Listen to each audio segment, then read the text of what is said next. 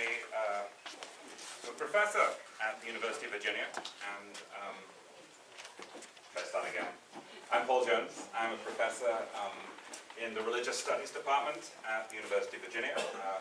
I teach topically Christian thought, and I also co-direct something called the Project on Religion and its Publics, which I believe is why I was tasked to be here. So with me we have the filmmakers, Clayton Brown, Monica Long-Lewis, and one of the subjects of the film, Dan Phelps. And I'm now seeing another subject of the film. David MacMillan. Okay. It's Monica Long-Ross. Monica Long-Ross. Okay. Lots of names. So, thank you for all being here. Thank you, of course, to the incomparable Vinegar Hill Theatre, and thanks to everyone involved in Virginia Film Festival. I will try and not do much talking, in the hopes that you and these fine people here can do some talking. But I think one of my jobs is to kick things off, so let me say something to begin with. This struck me as a quintessentially American film, about a quintessentially American topic. So we have science, we have radical religion, we have spectacle, we have politics, money, church and state, and of course a bunch of people with an enormous amount of chutzpah to create what they believe to be a replica of an ark described in Genesis 9. Let me also say that, I guess I should put my cards on the table. I am an academic who studies Christian theology. Like the vast majority of people who do Christian theology, especially in the academy, my immediate reflex is to believe that creationists are spouting bunkum. Be honest about that. I'm like, that's not the way that the Christian tradition has conventionally thought about the Bible, nor is it the way that Christian theologians have understood the Bible. But here's the kicker. I was deeply impressed by the sincerity of nearly everybody who featured in this film. Doesn't mean I agree with them. Sincerity does not equal truth or plausibility. But that brought me up short a little bit. It's very lovely to be on an academic pair and have opinions and look down at the unwashed and educated masses. I don't get to do that. I was impressed by the sincerity of the people who were talking. So I guess I'd like to ask all of you, what do I do with that? Well, thank you. And just a quick little note. I think you probably noticed there's a little sync issue with the sound of the picture being out. We know, and I think we'll get that under control. But to your question, that was one of the things that struck us immediately, because we weren't sure what we would encounter either, and we had never really met a creationist until we met David, a former creationist, until we started going down to the Creation Museum and the Ark Encounter. We didn't know what a creationist looked like, and what we realized quickly was they look like us. They look like everyone. And yes, what they believe, they absolutely believe very seriously. And so the tone of our film, right from the start, we knew we didn't want to make fun of anyone. We didn't want to mock anyone's beliefs. We wanted to listen to what they believed and take them very seriously, because they take their beliefs very seriously. So while there are moments of humor in the film, all over the place, I believe that tonally we wanted people to understand this is a serious deal. There are people in this country, as you say, a uniquely American situation, and it's a serious situation. So that was something that struck us in the same way. Yeah, I think that one thing we decided was in the times that we're living through, it was not the time to make a mockumentary of any kind. It was the time to listen and to go with curiosity and say, okay, this is your chance. What do you believe and why do you believe it? And we found out that they are very proud of what they believe. Far from being a secretive kind of group, they are very sophisticated in their communications through commercials and billboards. You've probably seen them all over. They're all over the country. And so they welcome people to come in, and they want all of us to come, billions of people to come, as they say. So they know that a lot of us are non-believers, and that's okay. They want you in there, and they want to listen to you. So in that way, we went with curiosity, and we asked questions, and they answered. But don't forget, they wouldn't hire you either. Yeah, that's true. Not even to sweep the floor. Well, perhaps we should open this up to members of the audience. Please just raise your hand and shout, and we'll go from there. Hi, thank you for the film very much. I'm from Kentucky. I've been to the Ark and tried to think and write about it a little bit. And I wanted to ask you 2 questions. One would be just if you could say some more about your understanding of Kentucky as a setting for the Ark and the Creation Museum. So I have read that Answers in Genesis says it's because 2/3 of the U.S. population could get there in 6 hours, which seems like a really wild thing to say. So I'm just interested in, like it seems like a really intense, strange logic. So if you have any thoughts about Kentucky as a setting, and just also if you have any more that you could share about the long-term impact of the Ark. When I went, there were very few people there, and I don't know if that's typical or what you know about that. Yeah, I actually keep up on the attendance on the Ark, so I'll get on that later. I think they came to Kentucky. You hear the thing about 60% of the population being within a 2 days drive. That might be true. That's sort of tourism propaganda. That they're just copying stuff that the Kentucky Tourism Board or Northern Kentucky Tourism Board has. I think they came to Kentucky because it was green pastures. There's a lot of conservative and fundamentalist Christians in Kentucky.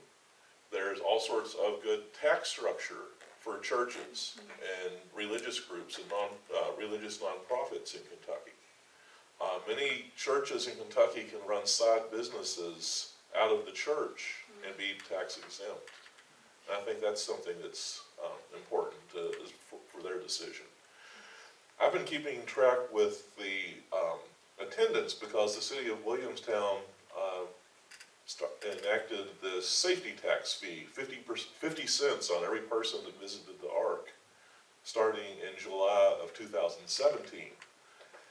And that actually gives us real numbers because it's foiable. I'll do a Freedom of Information Act or a Kentucky Open Records Act every month and get the numbers. And the first year, they probably made maybe 900,000 people, even though they claimed 1.1. They seem to be declining in numbers of people attending last year, but this year it went up. They've done a lot of advertising on Fox News and various other media, and they have a large number of tour buses for senior citizens.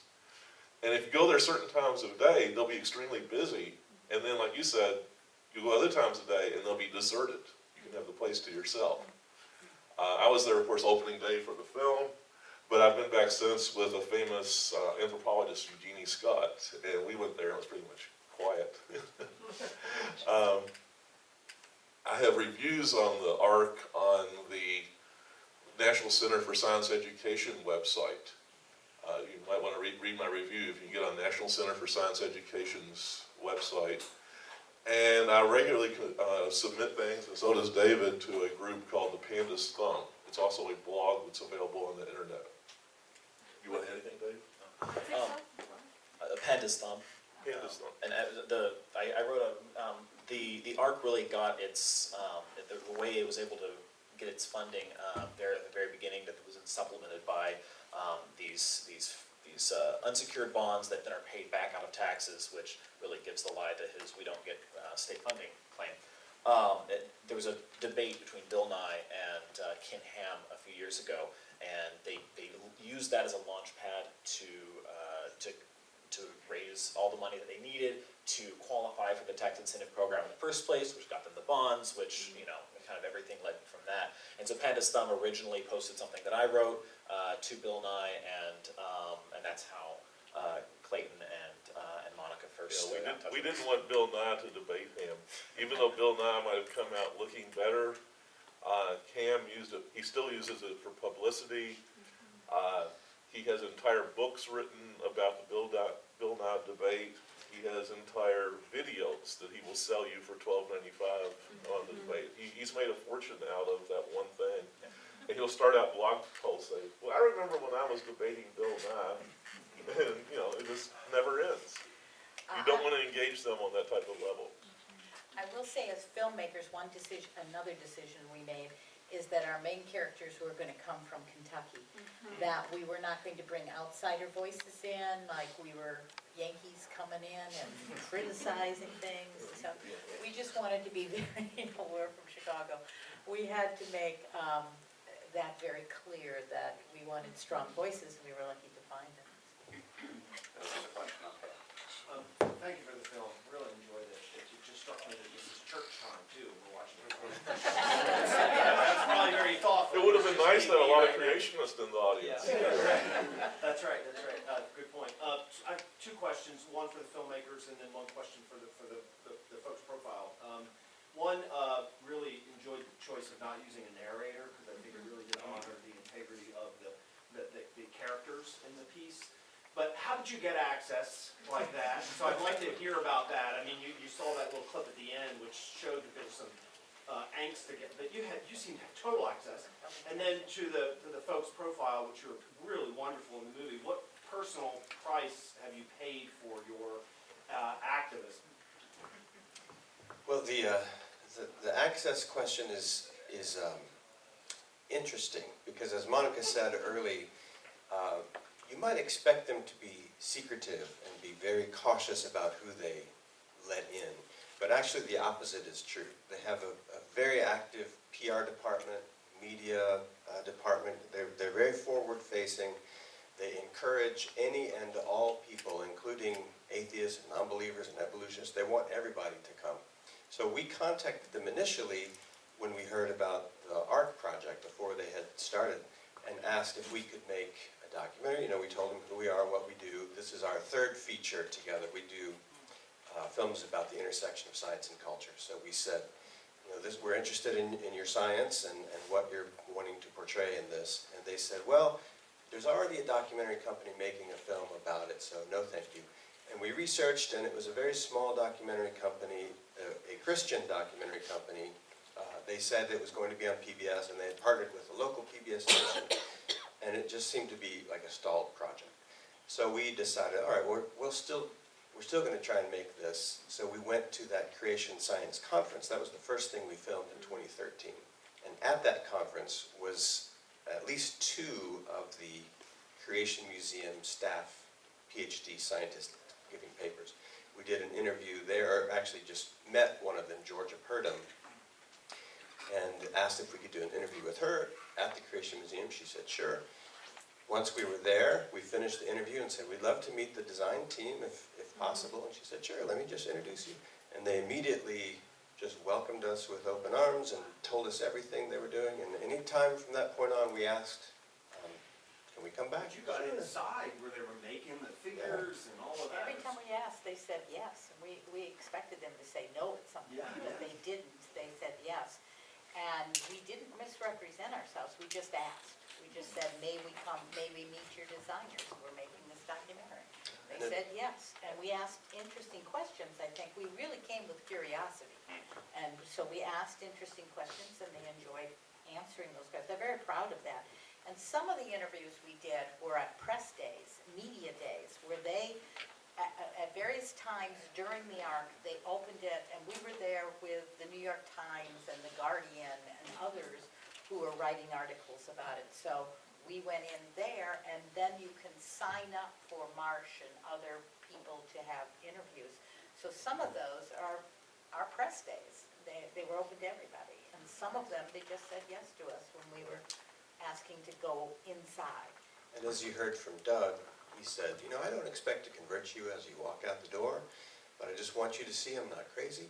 I believe in this. And so he understood what was happening, that there was a transaction happening. Now, mind you, I think that Ken Ham will use, he'll say, we said these things wrong, and he'll use opposition. He may even take little parts of ours and put it on his own website, because they're quite wonderful and speak to, his issues. And we can't stop that. We'll let our distributor fight with that. Oh, he'll have entire blog posts when he finally sees the Yeah, film. he will. You guys wanna? Oh, sure. Well, the second part of his question, you have a more poignant story than I do. of Yeah, course. so I posted the original article that was the letter to Bill Nye, and that's what went to the Huffington Post and Panda's Thumb and the Lexington Herald Leader. And Mark Lloyd, who you see a few times in the film, he had my contact information because I was a lifetime charter member, so he had my home phone number and home address, and so he called up my parents and started reading, selected excerpts from some of the stuff I had written, and why don't you get this person under control, and he's going to do damage. And so the back and forth with my family has been really, really excruciating over the past few years. My wife came from the same background that I did, and we kind of came out of it together, which was really nice. She wasn't entirely supportive at first, but she is much more on board now. But my family still is very, very, very upset. Whenever they get with my kids, they want to talk to my kids about how, not everyone thinks that dinosaurs are billions of years old, and it's a big struggle with that, because it took a long time for me to kind of get to the point where, okay, yeah, I don't believe this, but then it seemed so obvious, and it was like, okay, so now it's obvious, so let me explain it to everyone, and they didn't want to listen. So. And it took you a long time to talk about your family and mention your family. Like when we were making the film, you didn't want to. Yeah.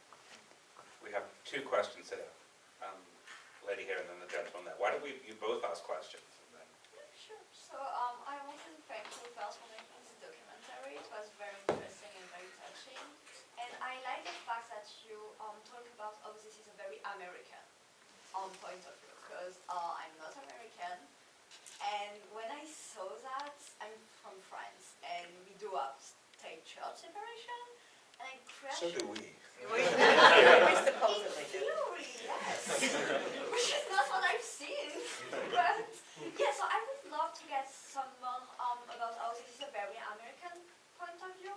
And also, I think I saw that it was supposed to be an international creationist Yes. scientist. So for the science point of view, do people believe that outside? The creationists are mainly active here in North America, of course, but they do have things all over the world.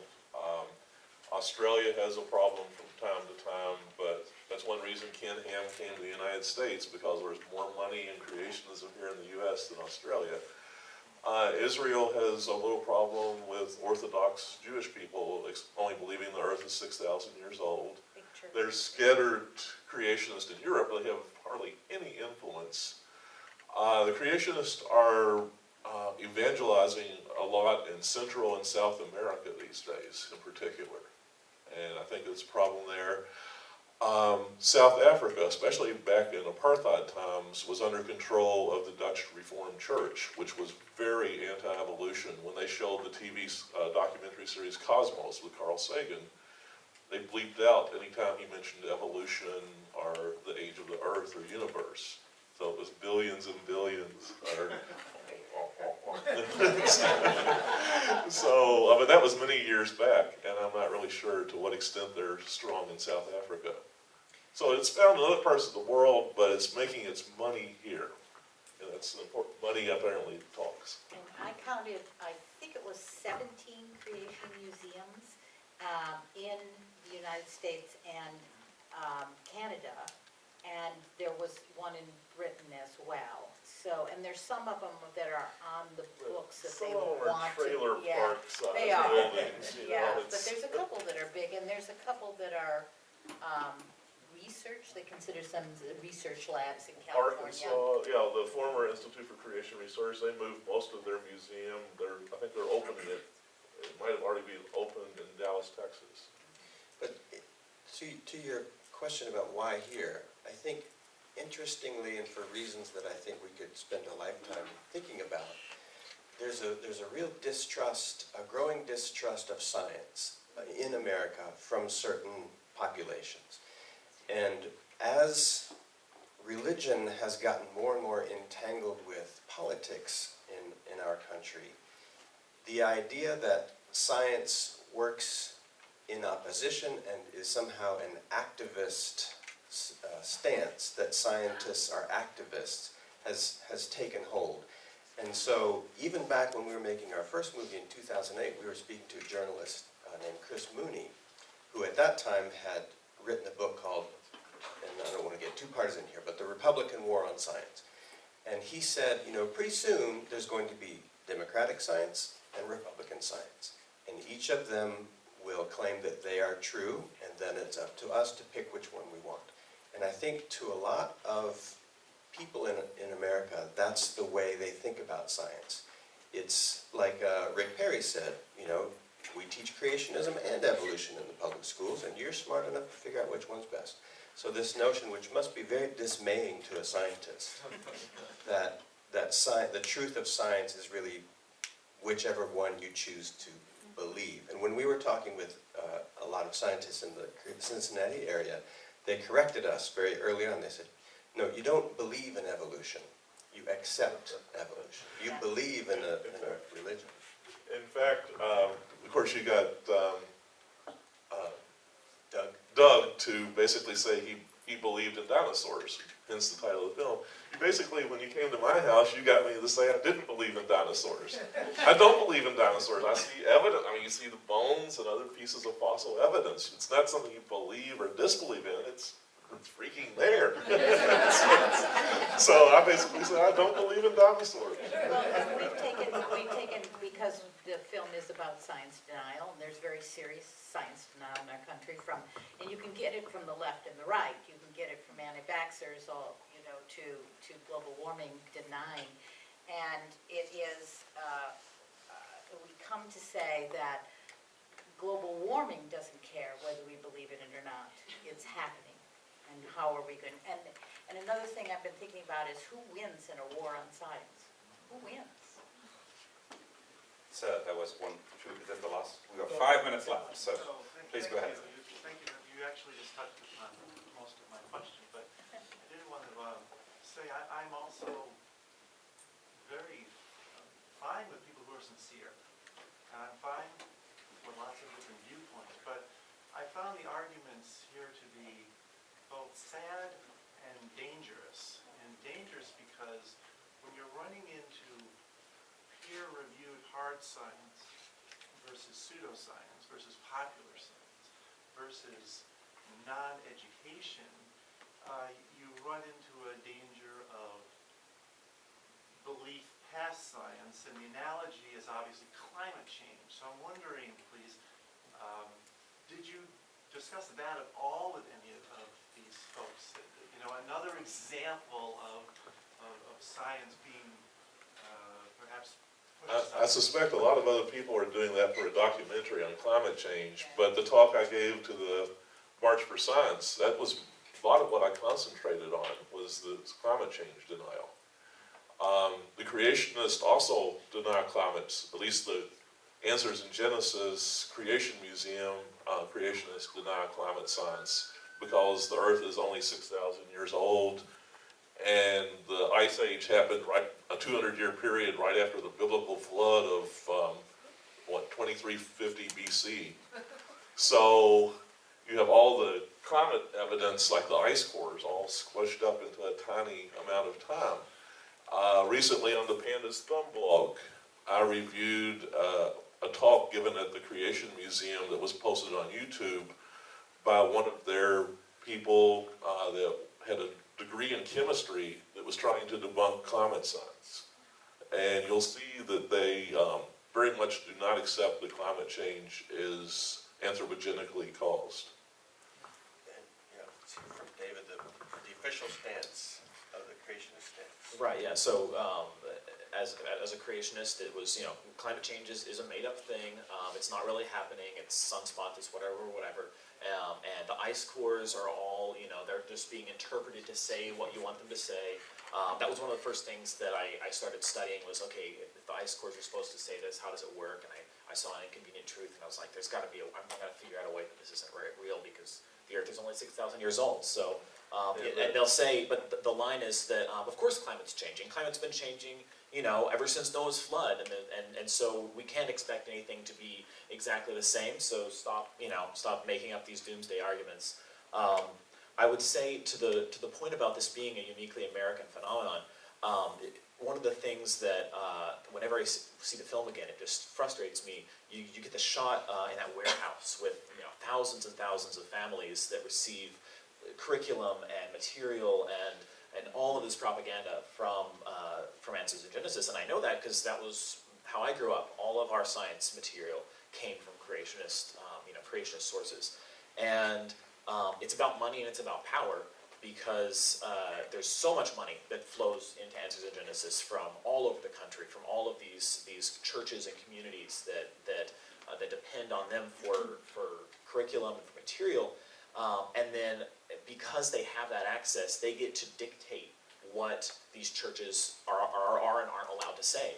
In many ways, with respect to Ken Ham and Georgia Purdom, and they've posted over and over again lately on social issues, on gender, on race, on sexuality, all these things, and because they have this controlling interest in what is believed in these circles, and so they're able to use that power to really dictate what everyone believes and how everyone approaches these social issues.